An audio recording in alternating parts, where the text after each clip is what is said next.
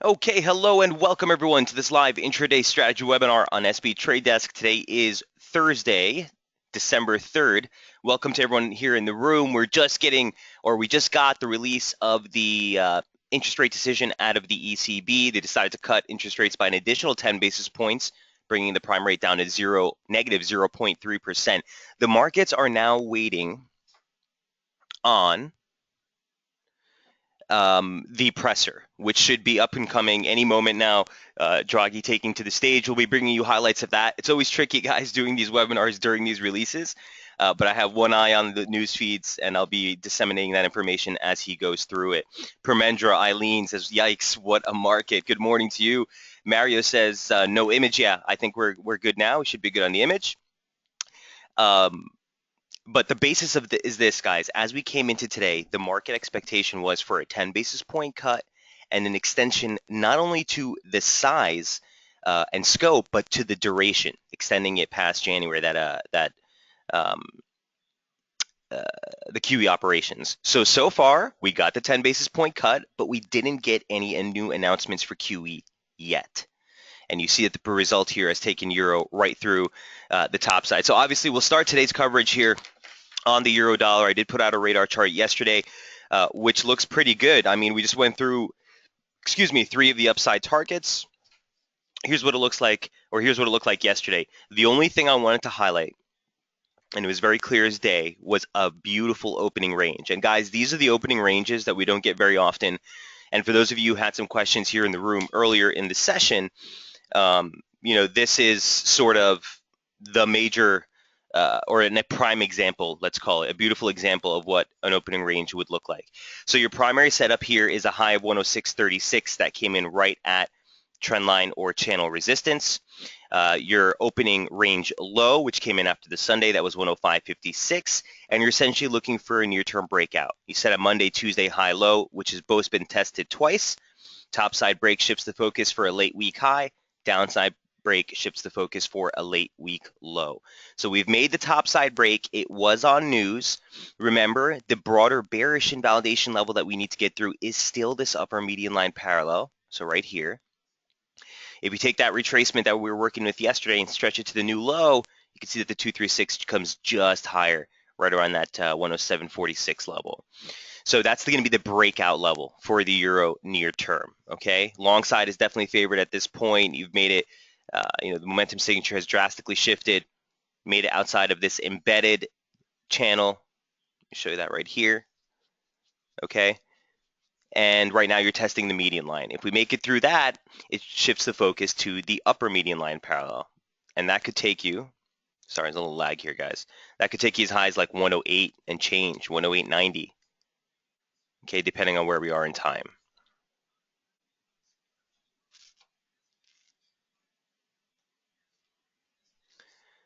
ECB to extend asset buying program to at least March 2017. Draghi says ECB will reinvest principal payments.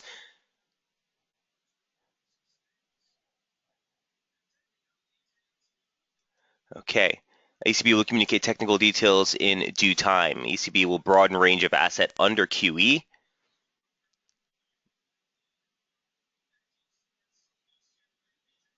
Okay, and the one thing that continues to hit the headlines across the research wires here, guys, is the extension of the asset program to 2017. Still looking to see if we've gotten any boost in the quantity or scope of the purchases.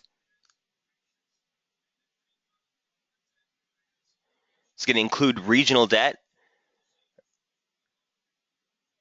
ECB will buy debt by regional local governments. Okay, we'll continue to bring you highlights on that, guys, but that, as long as they're not increasing the scope, meaning essentially watering or diluting the money supply, you could see this rally continue to push higher. And remember, guys, we've been looking for a euro low for quite some time. I'll bring your attention back.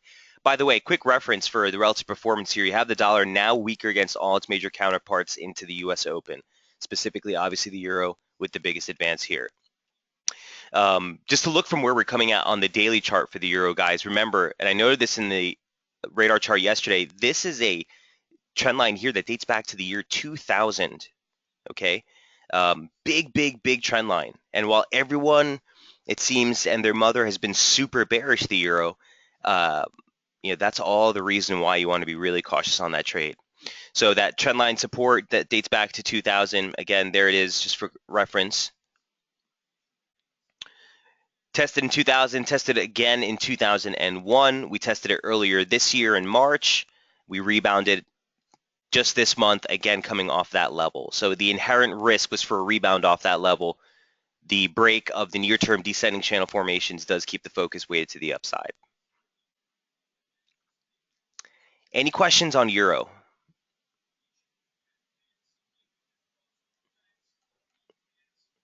I hope no one was super surprised by this move that we're seeing here today.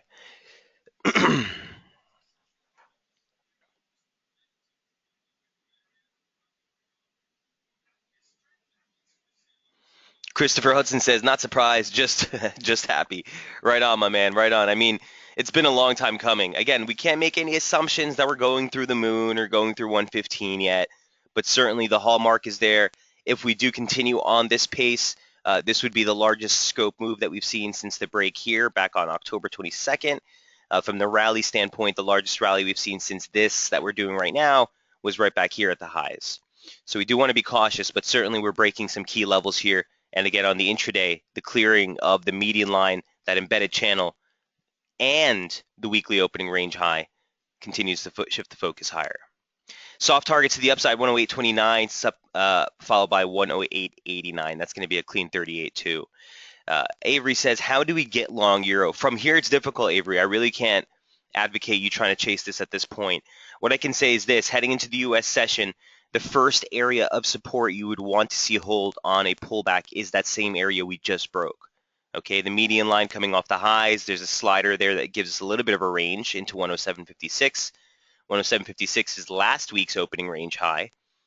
And this would be the first area you'd look for some support. So I'd look for price to come back. If we get a long trigger off these levels with a stop just below the median line, that would make sense. If we come back below the median line, the bullish invalidation level now gets raised to the former opening range high for the week. So as long as price stays above 106.35, I'd like to be on the long side. Near-term support or immediate support, I'll start looking for that right around 107.70. 107.50, 107.46. Does that make sense, Avery? So look for initial support here and long triggers. If you don't get it, I'd be looking right at that opening range high. Maybe test the opening range high before we move back up.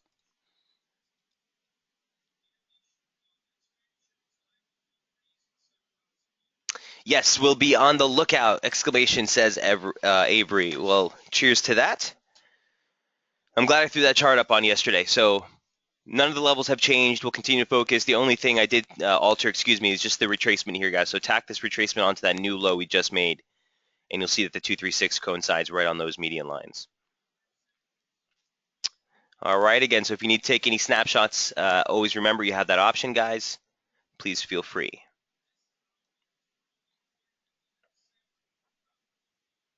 Any questions on Euro before we move off?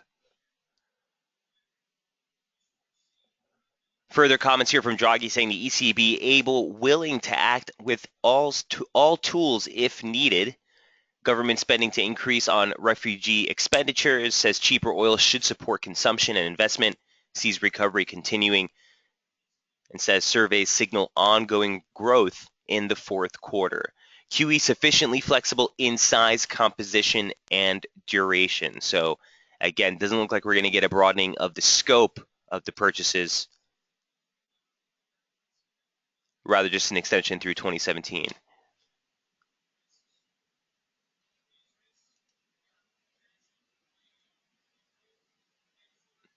Geopolitical risks broader. Prospects for GDP growth broadly unchanged, says implementation of structural reforms remains sluggish. Okay. I'll continue bringing highlights of his comments, guys, as they cross the wires here. But watching euro dollar, again, look for near-term or immediate support down, basically near that 107.46 level. Bullish invalidation, 106.36.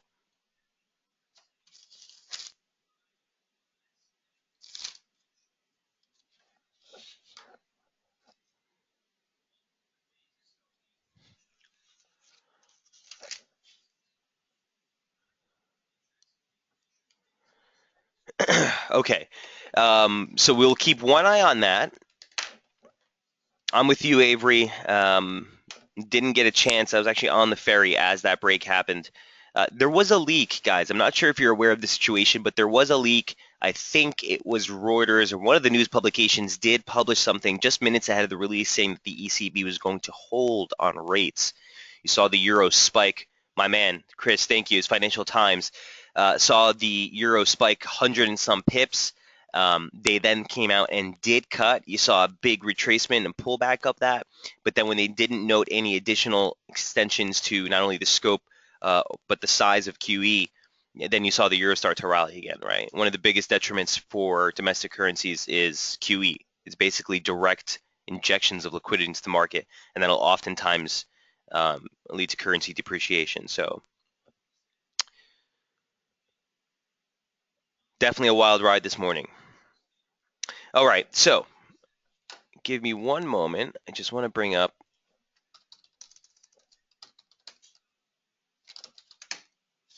a near-term chart here. Draghi says inflation outlook revised down slightly for 2016 and 2017. That's getting a lot of attention as well.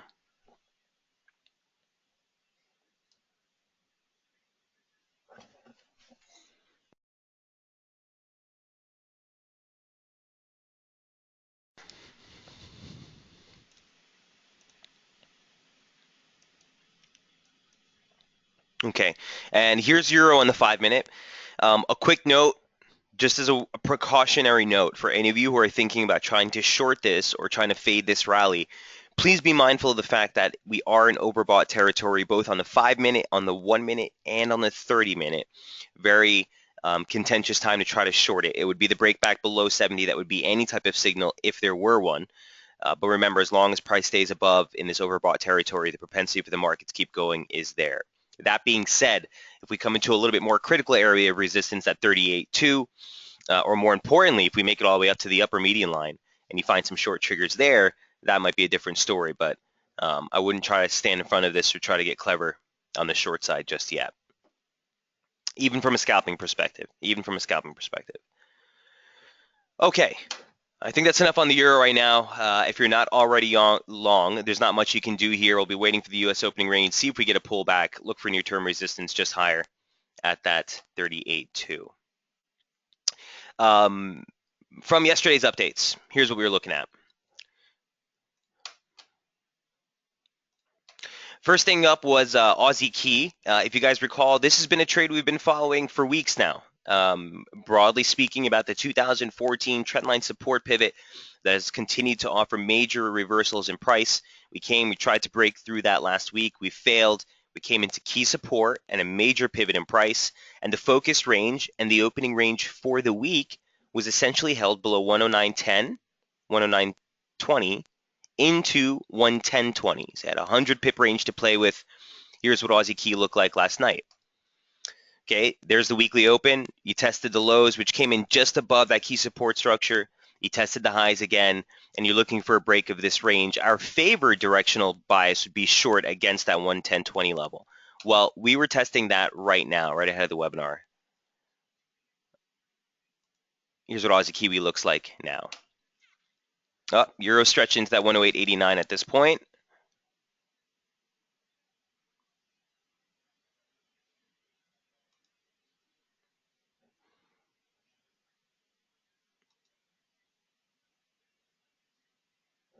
Okay, and we're trying to make the top side break. So if we do close the session or if we do press through this, guys, you're looking for another rally back towards the highs, essentially that 110.80 level. This was noted yesterday as our near-term bearish invalidation level. So if price continues to hold above this, you want to give up on the short side for now. Again, the major focus range is still right. On the daily chart is still right here. Okay. If we make it through the top side of this region, you're looking for a rally that could extend as high as 111.15. That's the 100% extension, 2 equal legs up from the low in October.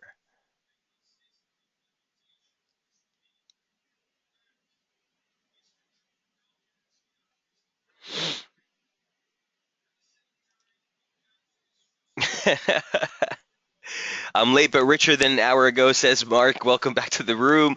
Says, reminder, it's not yours until it's locked in. Don't be a pig. Partials for gravy, but lock in remains priority, right? So trim off those gains as you get them, guys. As you run through these levels, nice point there, Mark, to remind everyone, this is the time where you want to be super nimble and take them when you got them. But I'll be looking for this Aussie Kiwi run if we do break through this. The one thing that the near-term chart we noted on yesterday's report was this last pullback did see a 40 hold. So we even noted, listen, on the rally, we're going to want to see 60 hold resistance. This would have been a really nice short entry had we gotten the trigger, which never gave out. That's what I was looking at home before I left. Never got the break. Okay, so we'll be on the lookout. Near-term resistance, again, comes in at 110.80. 111.13 is going to be that major long-term 100% extension. But if we do continue through this on the open of U.S. trade, remain constructive on Aussie Key.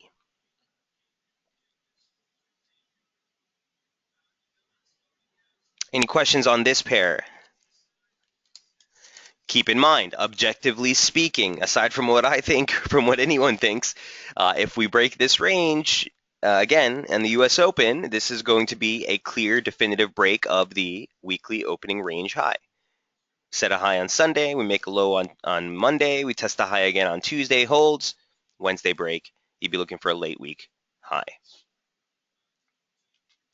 Aussie Kiwi, given Aussie showing more strength than Kiwi, short Aussie and go long Kiwi. So the idea was, yes, Avery, let me actually address that. I agree with you. The idea was on that basis that Kiwi could have a little bit more of a substantiated rally, actually. We've been looking on the long side, that over on swing trades. And Aussie is sort of coming into a region where, wouldn't be too surprised to see this thing turn over near term. Here's what Aussie dollar looks like on the daily chart. We were coming up against that. Let me snap this for you real quick.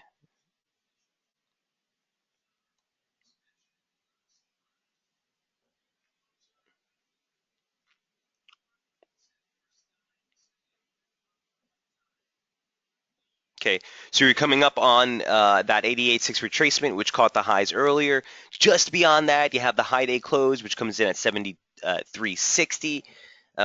So it wouldn't be too surprising, momentum at resistance, to have seen this to pull back a little bit. That's why I thought the Aussie key turnover might have been a little bit better of a play, even if Aussie holds or doesn't rally as hard.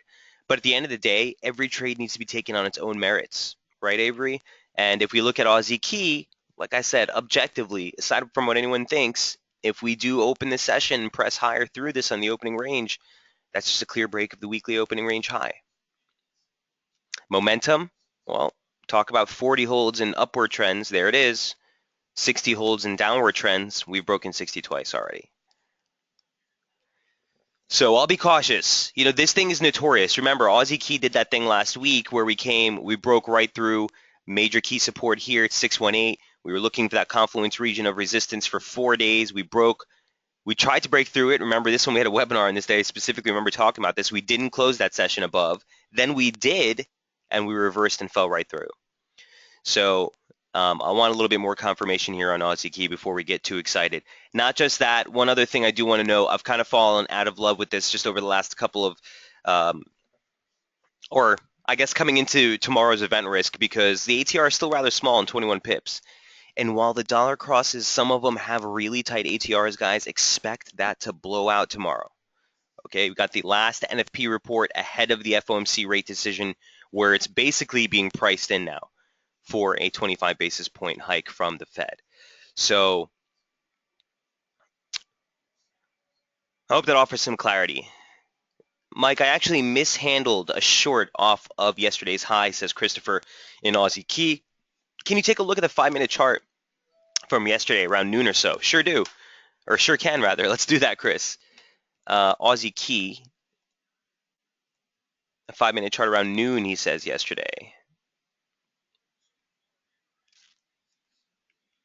Right here.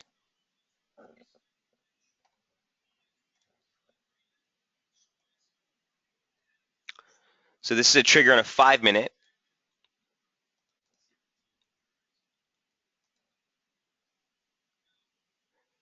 My error, I entered before the trigger actually broke. Okay. Okay, and if that's the case, right, what happens is to get the 21 stretch pip that you need, you can't quite make it out the underbelly to attain that target, right? You set the stop at the highs, then you set the top, right? Remember, it's always better to get conviction of a turn, to get conviction of the trade, and turn a little bit late with a little bit more of a concrete stop, okay? Um, Chris, this actually would have worked fine, man. This trigger here would have been great. In fact, momentum was making divergence, so higher high, higher high, higher high, lower high, trigger break. 9 times out of 10, these will be fruitful. So even if you had taken the trade from like 110.17, you're only looking for about 20 pips, 21 pips. Well, the low was right down here at 109.70, so you're basically looking at almost a 45 pip run. So that would have been a perfectly fine scalp in my eyes, no problems at all. Make sense? And why would this been a decent level? Not just because of the trigger. Remember, nothing supersedes price. The reason this would have been operable is because price was at resistance. So price is at resistance, divergence into the highs, trigger break. That's your ideal scalp scenario. Chris, does that help, man?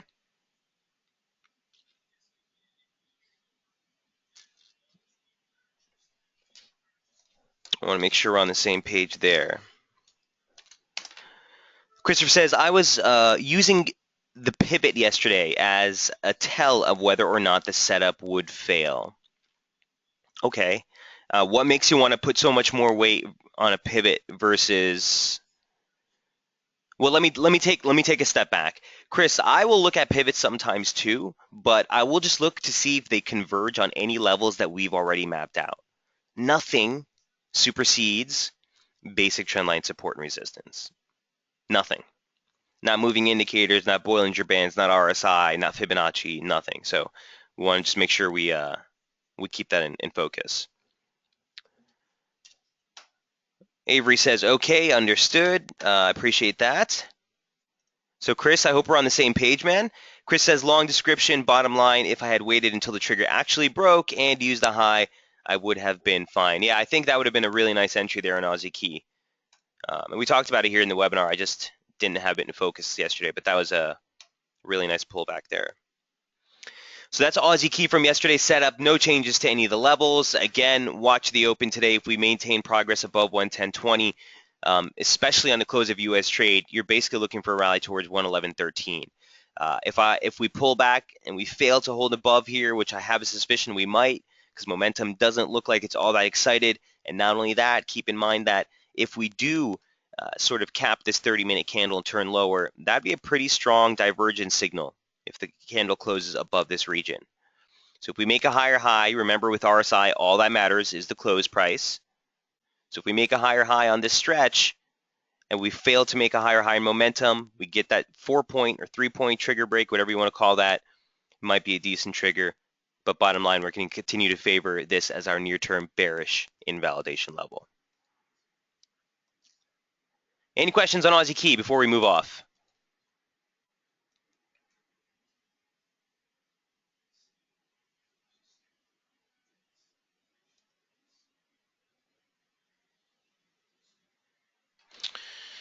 All right, testing opening range high, BI up here. Okay, rewrote that, so Aussie Key we're done with. Next up on tap was dollar yen. I highlighted a brief part on this setup over on Daily FX yesterday. I added some levels here before publishing it here yesterday after we had some confirmation of the high. So the piece you might have seen on Daily FX was basically highlighting the resistance that we were running to towards the end of the day. And that region was basically 123.57. Sorry, these quality charts on Daily FX are kind of crappy, but just to give you a quick run through of how we sort of played this one yesterday. So I know that obviously the swing side of trades are still holding those long positions. You guys are looking for a move towards 120.430. 124.30 is a big region. I have a mark just ahead of that we'll go over, and 124.46 is also going to be a huge region of resistance. Jamie moved the stop on this one yesterday to 122.20, or it's been at 122.20. For the near-term prospect, we're checking the bullish, invalidation level right now. And that's what we noted yesterday as the lower median line parallel. So again, yesterday we were coming into this resistance region. Nice confluence. You had an 88.6 retracement. More importantly, you had the upper median line parallel for the formation we've been in off the lows. And on the daily chart, there's that critical region of resistance. 123.41 into 123.54 has been a major pivot in price. And basically caught the close highs that we made last month. This is 100% extension off of the low, and this is a 764 retracement off of the high. So highlighted as resistance on the daily chart, momentum also at resistance 60, price within the confines of the near-term ascent, also at resistance, and another near-term Fibonacci retracement. So the risk for the downside was definitely there. We were looking to buy pullbacks while above the median line. So we did come back. We probed slightly below it. This was actually a beautiful short trade yesterday.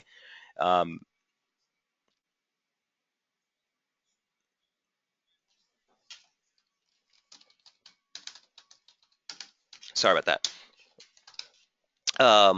And then there wasn't actually a decent long trigger, at least enough for me to get involved in. If you did take it, there was a beautiful play to the upside. Here's what we looked like on SB Trade Desk last night. A little bit more of an updated play. We were coming into near-term resistance at 123.32. Keep in mind one thing, the ATR here is ridiculously tight at 15 pips. I'm typically not going to be publishing things with a 15 pip ATR, guys, but it's important to note what we're coming into. And a day like today, you don't want to give any credence to what the ATR is saying, okay, because there's so much pent-up interest behind the trade, and we're coming into a major event risk with the interest rate decision today out of ECB, but more importantly, tomorrow, for all the dollar crosses, and especially a pair like dollar yen, which is very sensitive to yields, we'll want to watch this very closely. So long story short, the immediate upside bias was in focus above this trend line, okay? Obviously, we broke below it just earlier today. That takes out the immediate upside bias, but the broader trade remains constructive above the lower median line parallel. We noted that as well with 123.96. Okay, so as long as we stay above this region, I'm still favoring the long side. No change on dollar yen. Still looking for long triggers. In fact, on this last pullback here, if momentum is able to preserve that 40 level, that'd be even more conviction of looking for some long triggers as we head into the US Open. All right. If we break below trendline support, if we don't get any long triggers into the US Open and we kind of just pummel through, you look for soft targets, A, at the opening range low for the week. It's 122.67. And B, you look for that 236 basic retracement, and that takes you into 122.40. Now that level converges, just as a quick reminder, with the former upper median line parallel for the formation we were in as we head into the close of US trade here today. So on a breakdown version, this is not the favorite scenario, but as near-term intraday traders, we want to map out both sides of the market. So in this way, when the market's moving, when you're in really volatile, quick times, you don't want to sit there and try to map out the levels. You want to have your game plan ready to go. Any questions on dollar yen? We've invalidated the immediate topside bias with this break here, looking for long triggers while above this region. Let's see if we get it heading to the US session. It's going to be hard. Remember, it's a day where the dollar is really falling out of bed, but giving us conviction on our bias is the fact that what the biggest or the smallest loser, let's say, is, right? Dollar yen showed the smallest advance today versus the yen rather showed the smallest advance today versus the dollar, excuse me. So that is to say that the yen is not able to make much topside progress so far. We'll continue to favor the long side while above that median line. Any questions on dollar yen? Gary, sorry, Mr. Comment earlier says, okay, dollar yen mucking around. Got a feeling it's about to screw me over. Just a feeling and some end of year deja vu. um, try to keep the emotions out. I know exactly what you're talking about, Gary. I've been there.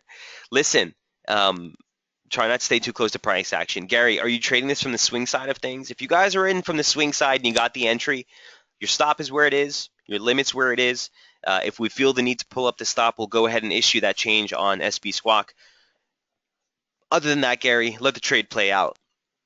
If you're like me and you're more intraday and you're looking for new opportunities, like I said, I'd be looking to get as close as I can back to that 123 handle. Try to see if we can get a long trigger, but if that breaks through, I won't be really interested in taking long exposure on the euro until we get back into that 122.40 region. Again, a break of basic resistance might need to check it as support before we move off. I don't know. What I do know is that so far the weekly and monthly opening range consists of 122.63 into 123, basically 60, 123.55. Gary, does that help on dollar yen?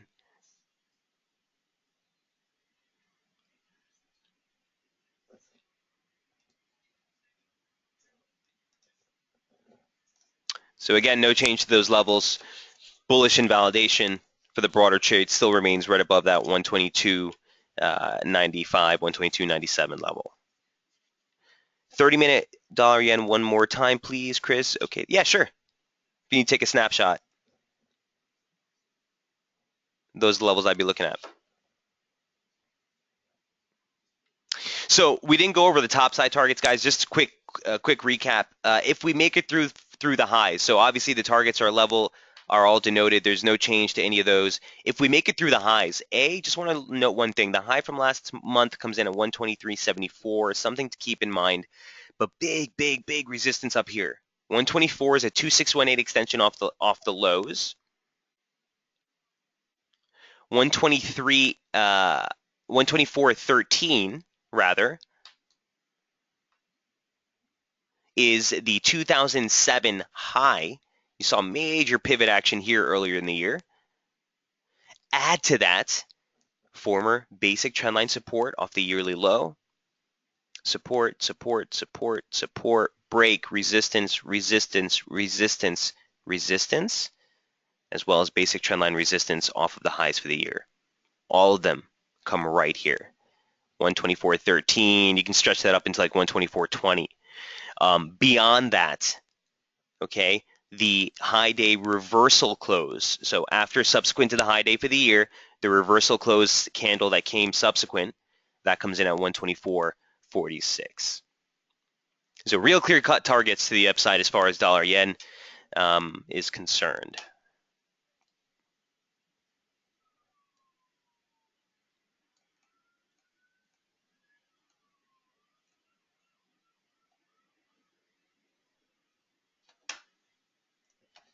See if there's anything interesting going on here. Oof, euro into 109.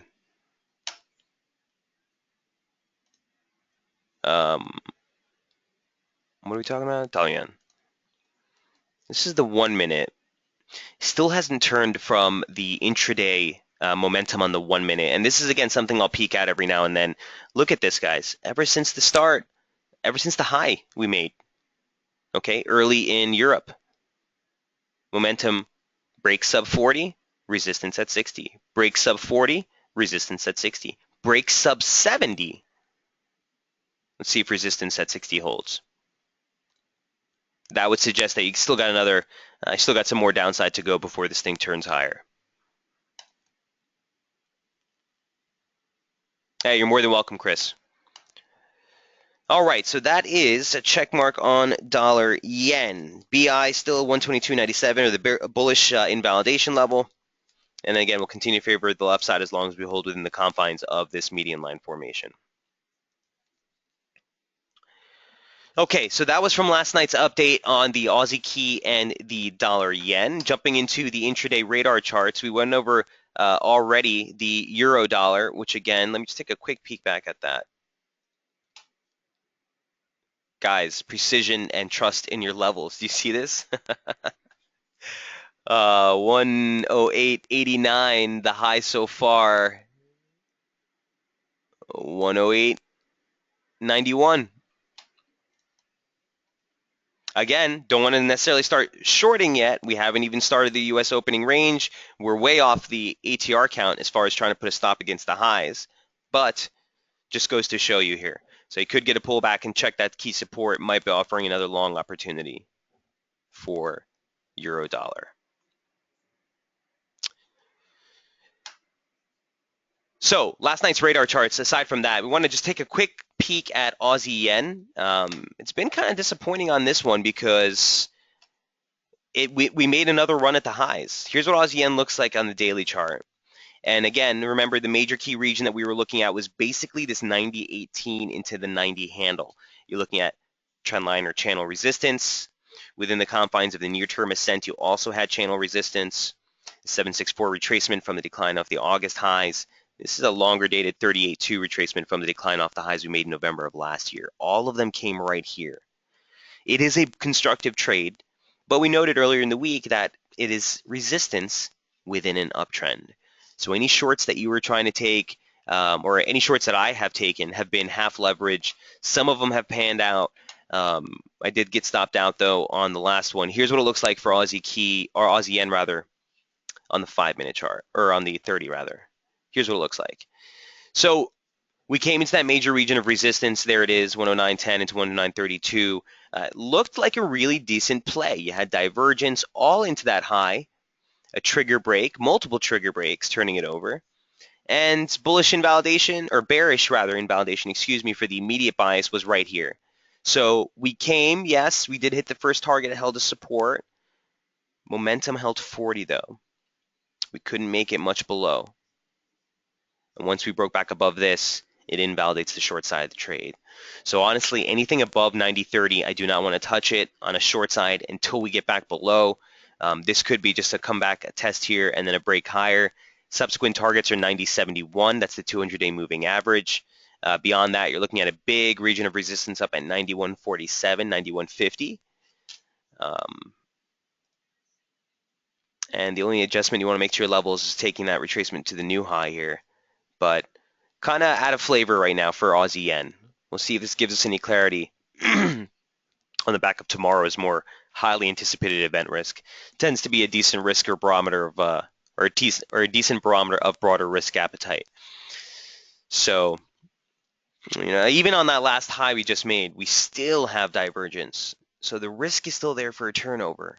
It's just not cooperating with us really. 200-day moving average drops to 90.68 actually. Let's go ahead and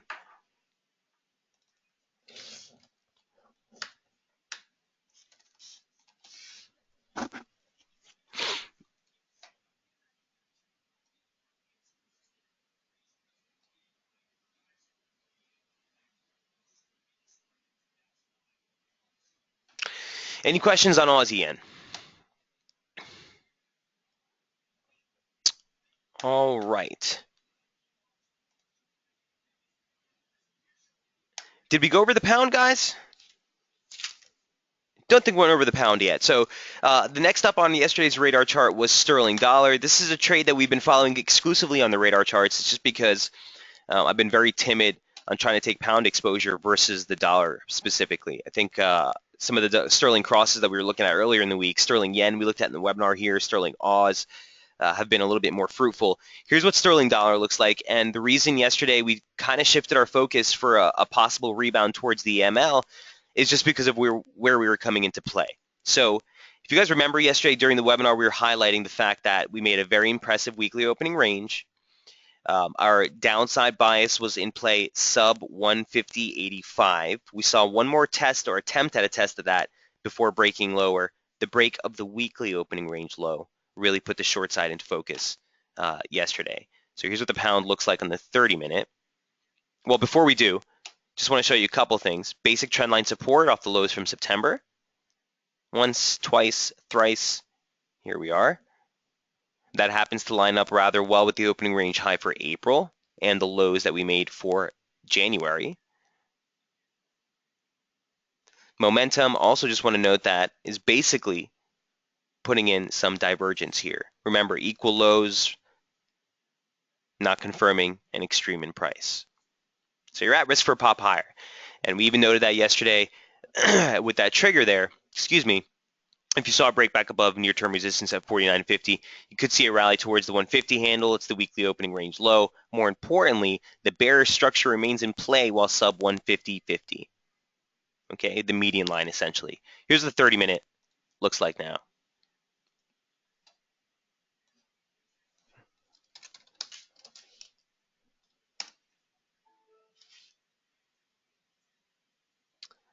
Okay, guys, really quick, just some headlines hitting here. Draghi says deposit rate has become a driver of our monetary policy. Central banks bound by national mandates.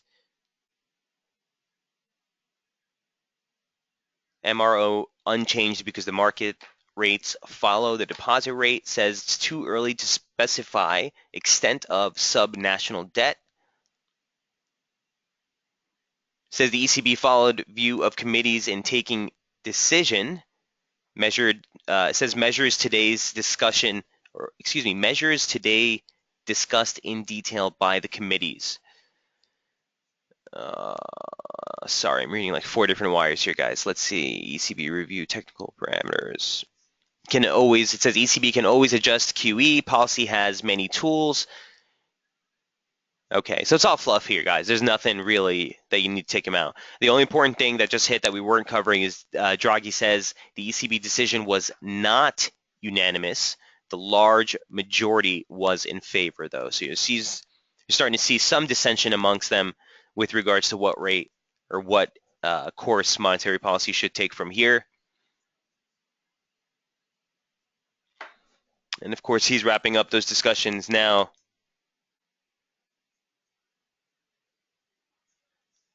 Okay, and I'll give you highlights of that as we go through the session, guys. But sorry, back to the British pound. There was near-term resistance at 149.50. There was the trigger that I highlighted yesterday. And the breakout here did give you a pretty decent stop against the lows. So you're looking for about 25 pips. Initial targets on that play would have been the 150 handle. And again, this is near-term the bearish invalidation level. So what does that mean for us heading into the U.S. session? Well, we'll be looking for possible short triggers on this region. If you do get a breakthrough, really wouldn't be interested in playing this level.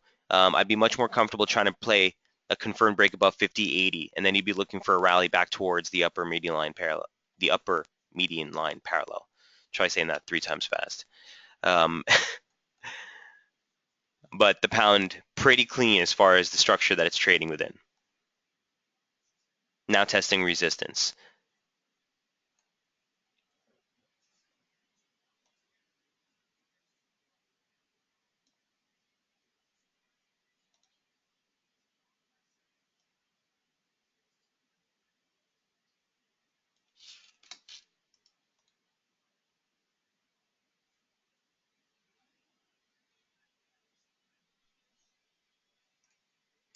All right.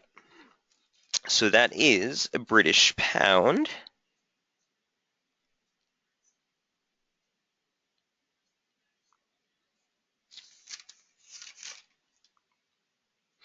Chris says, even though sterling is weak, do you like shorts in this environment? It's tough. What do you mean, Chris? What's this environment? This is what I'm going to say. First of all, you want to be wary of any dollar pair heading into tomorrow, period. Okay? He says more data and wait for the euro to fail. I don't want to necessarily correlate the two. I really don't care if euro is going to fall. There can be divergence with euro rallying and sterling falling. We've seen it before. That's no problem, Chris. My concern on the pair on the euro dollar or on the sterling dollar or both dollars is the dollar performance tomorrow. Yeah, Mark making a good point, saying look at dollar CAD, it's virtually unchanged, still in the triangle, right? Amir, I'm not sure if I'm getting my message. Oh, I'm sorry, Amir. Did I miss your question? Oh, there it is. Good morning, Michael. Crazy day. Can we go through the euro pound? Sure. Not necessarily a pair I trade intraday, but definitely we can take a look at the levels. Chris, does that answer your question, man? I take every trade on its own merits. So Chris, I don't think anyone's going to look at this trade and say it's in a bullish trend. Um, you're at downtrend resistance. So if anything, if the downtrend is to be maintained, this is going to be where you'd expect or you'd want to see resistance. If we're going to make a little bit more of a reversal, remember the daily chart. It's definitely within the realm of possibility. We did come into a nice support confluence. If we're going to make a near-term reversal, then a break above this region is what you would look to play longs off of.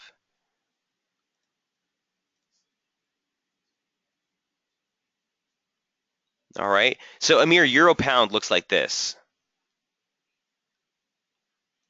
He says, got it. Thanks, Chris. Hey, more than welcome, man.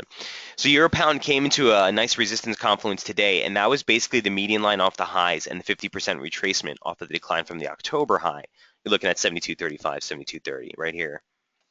Now, it's interesting because the 200 and 100-day moving averages are right there. And on a moving average type of play, I'll want to see it close above or below to validate the break. So you see so many times that we like kind of tag it, even push through it, but it's the closes that matter. Oops. So looking at those, right? Both of those are here ready to push through. That could offer some more resistance. So you could see a push to the downside here. Wouldn't be surprised if we get it. Remember, euro pound coming into this region of resistance could get some kickback. We broke 50 for the first time from the bottom or from the underbelly here since back here in August. That was a nice stretch to the upside.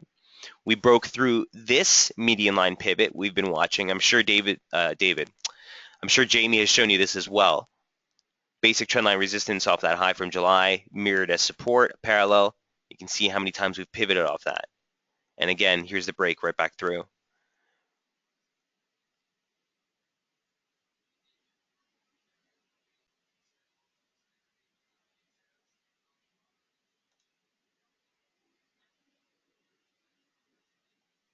Let's do some on-the-fly analysis here, Amir, for you. Let me see what the 30-minute looks like. You're sparking my interest here.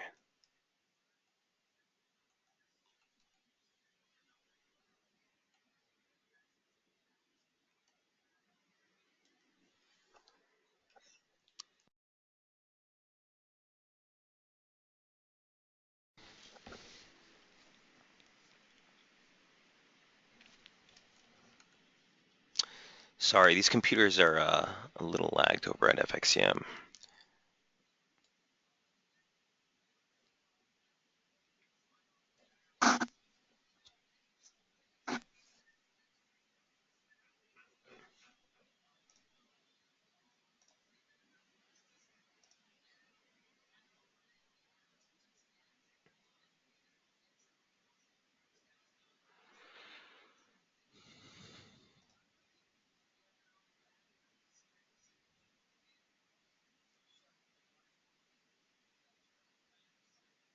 Okay, see the 100 overlap with the 236. That was pretty decent. 2618 comes up at 172.60. Yeah, we'll tack it on.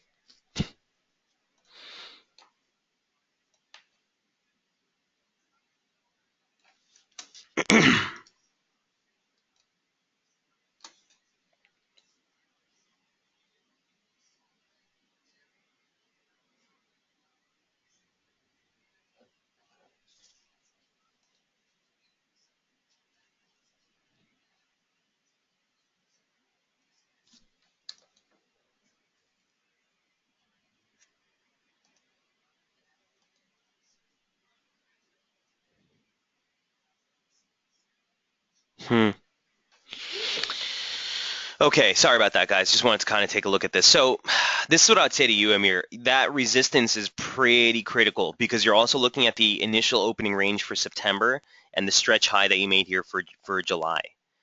There's a big pivot at that region. I was looking to see if on the near-term chart there was any type of structure to the advance that would suggest that we're coming into some near-term resistance here from a trend line perspective as well. I don't necessarily see it. You know, whatever way you kind of try to finesse this, I don't see it. Even if you modify that to basic trendline support, mirror that off the highs, you kind of blew through that and came back again. Long story short, this is what I would say. You want to stay constructive, objectively above 70.10. I know that's a ways away from where we are now, but that is the initial weekly, or I would interpret that as the weekly opening range high. And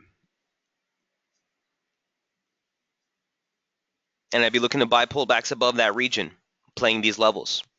Again, resistance 72.35, a top there break. I'd be looking for 72.60. More critical resistance right ahead of 73, a major pivot in price here, and the 618 retracement of the decline. So I'd say the momentum looks constructive, both on the near term and the longer term. I would just say the reaction we got off that level does leave a little bit of a risk for a little bit of a probe lower before we start to rebound and jump higher on this one. Does that make sense, Amir? He says, if you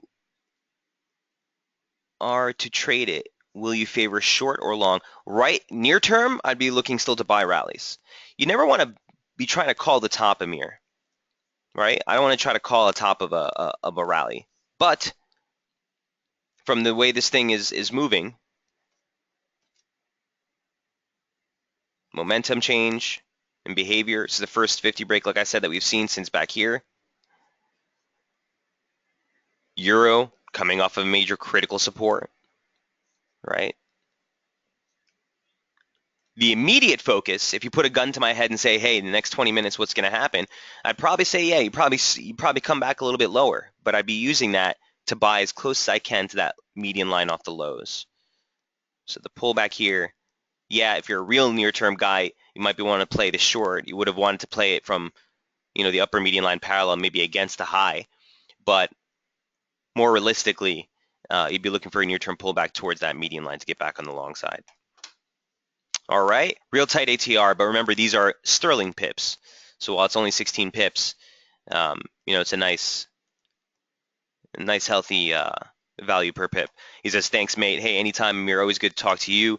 Avery, also, Mike, going back to establishing weekly opening ranges for sterling yen, I originally had 184.30 into 186. Let's take a look.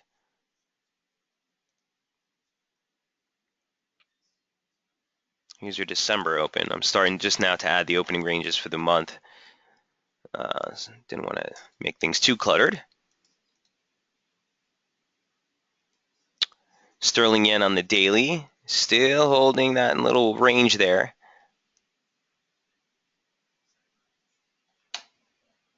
Sterling yen in the 30-minute.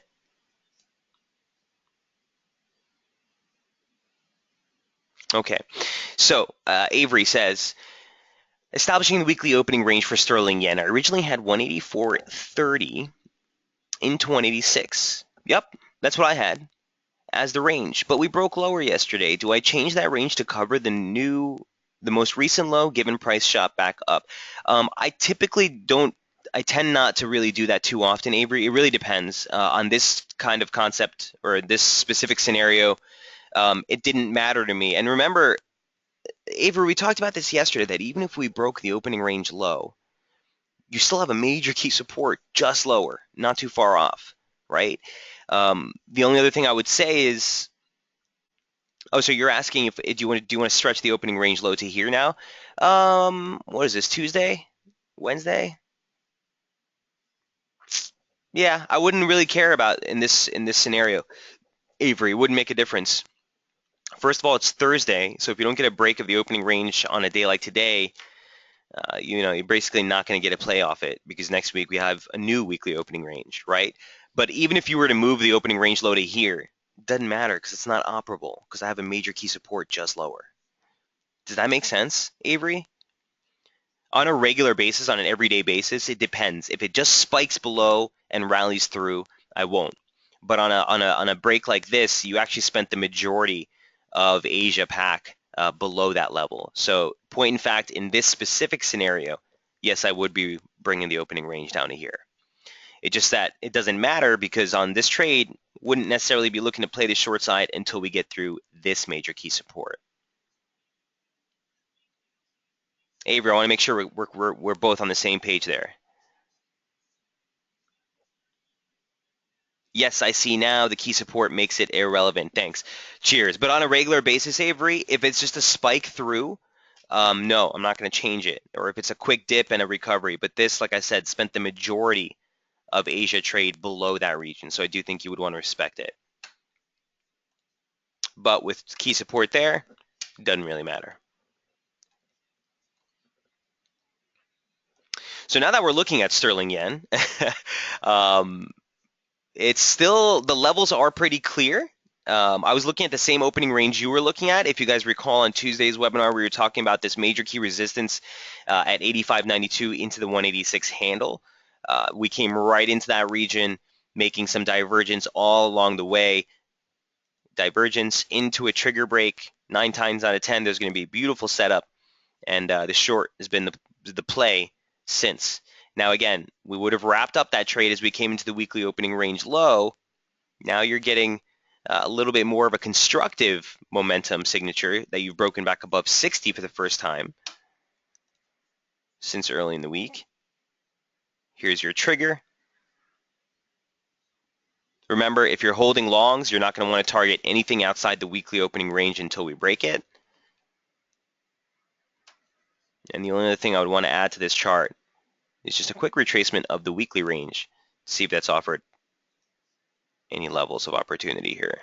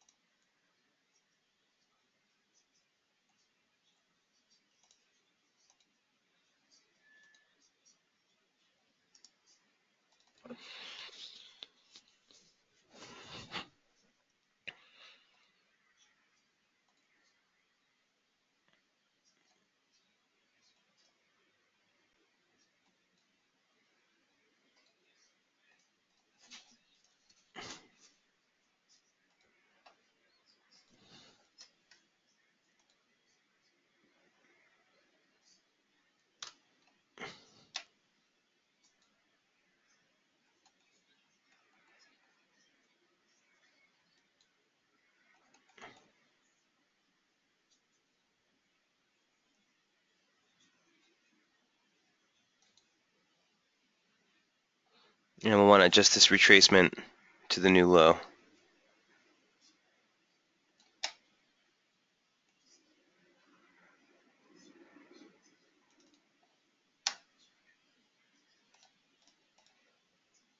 Okay, so these are the amended levels I'd be looking at for sterling yen. Sorry about that, guys. Just wanted to get these levels for you. These are the amended levels I'd be looking at near term for sterling yen. I wouldn't want to necessarily stress this too much. It was that low that we made a couple of weeks ago. You saw on the chart. We kind of bottomed there twice, but now that we've kind of pivoted off it, focus on that 236, which is more aligned with the weekly opening range low. And again, that key support still remains at the 618, 83.75, 83.88. Avery says, yes, I see now the key support makes, oh, we got that one already. All right, cool. Christopher says, 5-minute trigger price stops precisely at the 618 longs now against the low for dollar yen.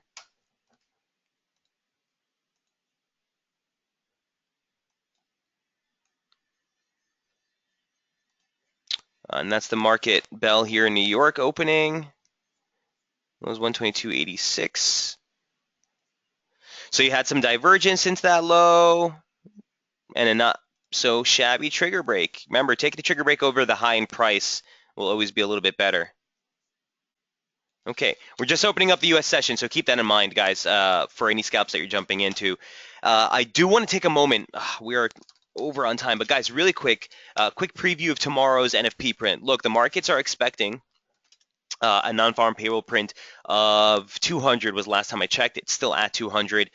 Consensus estimates are calling for unemployment to hold at 5%. As always, look for the labor force participation. The last print we got on that was 62.4.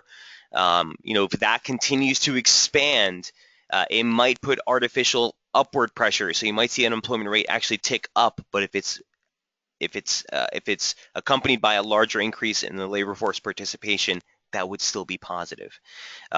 Private payrolls are expecting 190,000. Interestingly enough, manufacturing payrolls are expected to be completely flat. So we'll be watching that, as well as average hourly earnings are expected to grow by 0.2%. Again, one other thing we want to note, we didn't get too much time to go over the Loonie data, the Loonie chart. Quick look at that. Tomorrow, you also do get the release of the Canadian unemployment numbers. And here's what dollar CAD looks like. Again, one of those trades where it has basically set the weekly opening range just above support, and specifically not horizontal support. More importantly, let me just snap this for you real quick.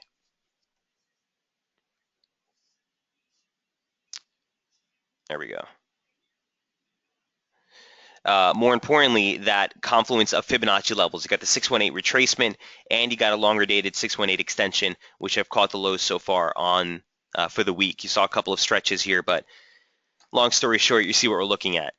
The upper median line parallel, we called this our bearish invalidation level yesterday. We surged right through it. Remember, we were talking about it during the webinar. Well, guess what, guys? That was a perfect level. The 133.99 bearish invalidation level, we peaked just above it, 134.5, and then crashed right below. So on the back of the BOC, this was actually a really nice play. Still favoring the short side while below the upper median line parallel. At this point, you can bring down your bullish invalidation or bearish invalidation level. In my humble opinion, you could probably bring that down to like 133.76 again. If we make it through this one more time, we're probably going to just see a rally right through. Okay, so tomorrow, double whammy with employment data out of the U.S. and Canada. Watch for a clear break of this range. I think dollar CAD is going to be a nice play as we head into tomorrow. You can see this thing's just been coiling up. Something's got to give at some point. Eileen says, thanks for the steady steering. Glad you're the captain. Have a great week and into the week. See you next week. Eileen, I appreciate that. Guys, best of luck trading tomorrow. We'll keep you updated on SB Squawk. If there's anything worth noting tonight ahead of the NFP print tomorrow, I'll put out an update. But these are the major dollar crosses we'll be looking at. And again, just to keep things in perspective with where the dollar index is, guys, we're still above. Okay, we haven't closed below that high day close from April, basically talking about 12,123. We've been talking about that for weeks and weeks and weeks. This is the second time we try to probe through it. Today's close is going to be paramount. Best of luck trading. We will see you guys bright and early on Monday morning on Daily FX for the free public webinar at 8:30 Eastern. And then we'll be back on Tuesday, Wednesday, and Thursday here on SB for the in-depth strategy webinars. Till then, best of luck trading, guys. Yalla, have a great weekend. I'll see you next week. Cheers.